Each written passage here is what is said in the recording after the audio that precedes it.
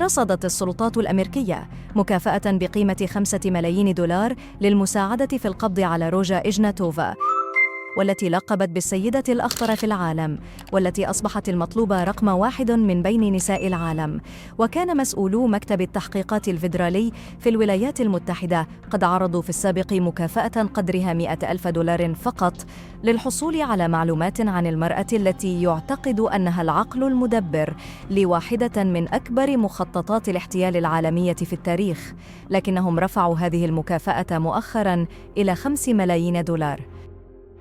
وبحسب التفاصيل التي نشرتها جريدة مترو البريطانية، فإن إجناتوفا يطلق عليها لقب ملكة العملات المشفرة، حيث إنها متورطة في عمليات احتيال عملاقة على حاملي العملات الرقمية المشفرة.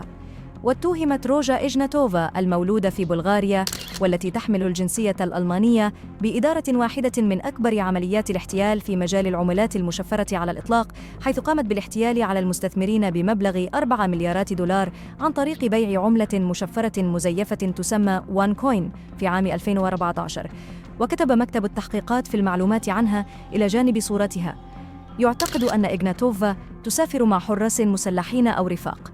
وأضاف المكتب: ربما خضعت إجناتوفا لجراحة تجميلية أو غيرت مظهرها بطريقة أخرى. ويعتقد مكتب التحقيقات الفيدرالي أنها ربما تستخدم جواز سفر ألماني للسفر إلى دول مختلفة مثل روسيا واليونان وأوروبا الشرقية، ولكن هناك أيضاً تكهنات بأنها ربما تكون قد قتلت على يد المافيا البلغارية التي يشتبه في أنها العقل المدبر لمخطط وان كوين الاحتيالي.